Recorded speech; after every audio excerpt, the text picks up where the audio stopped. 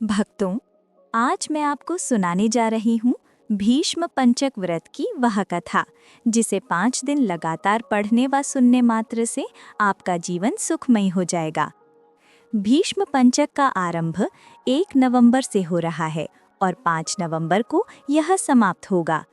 भीष्म पंचक का आरंभ कार्तिक शुक्ल एकादशी तिथि से होकर समापन कार्तिक पूर्णिमा के दिन होगा। इन 5 दिनों तक रोजाना इस कथा का पाठ करने से व्यक्ति की सभी मनोकामनाएं पूरी होती हैं। आइए आरंभ करते हैं ये अति फलदायी कथा। एक समय राजा परीक्षित ने महात्मा व्यास जी से पूछा, हे भगवान, हमें कार्तिक मास की कथा आपने सुनाई, लेकिन एकादशी से लेकर पूर्णिमा तक इन 5 दिनों को भीष्म पंचक के नाम से क्यों कहा जाता है? इस संबंध में हम जानना चाहते हैं। और इन 5 दिनों के व्रत करने वाले को क्या लाभ होता है? महात्मा व्यास जी ने कहा, हे परीक्षित, सुनो।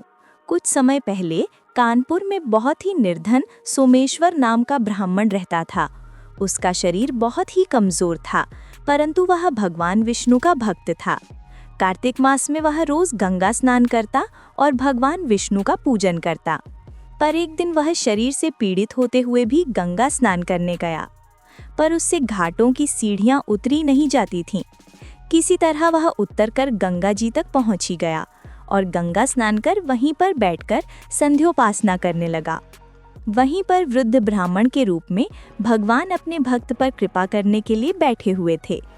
भगवान ने ब्राह्मण को बड़े कष्ट में देख करके पूछा, हे ब्राह्मण, तुम्हारी स्थिति तो स्नान करने की भी नहीं है, फिर भी तुम ऐसी अवस्था में स्नान के लिए आए हो, कहो क्या चाहते हो?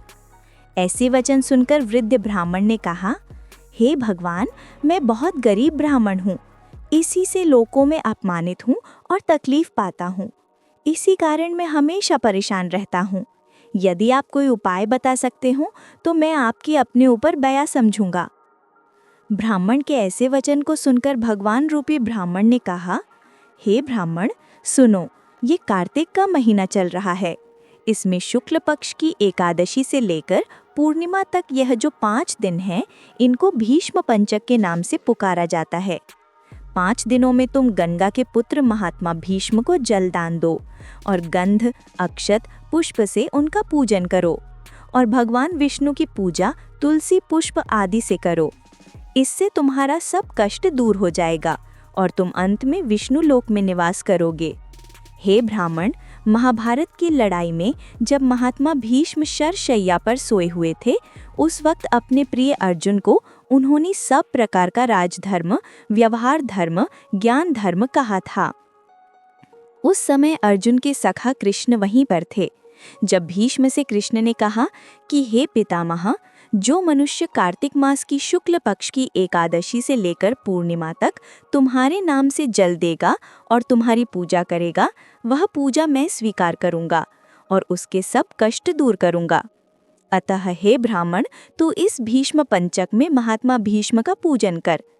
इसके करने से तेरे सब कष्ट दूर हो जाएंगे। उसके बाद उस ब्राह्मण ने भीष्म पंचक का व्रत किया और सब सुखों को प्राप्त करता हुआ अंत में विष्णु लोक में गया। इसलिए कार्तिक मास में महात्मा भीष्म का व्रत भी अवश्य करना चाहिए। इससे सर्व आनंद प्राप्त होता है और अंत में मोक्ष की प्राप्ति होती है।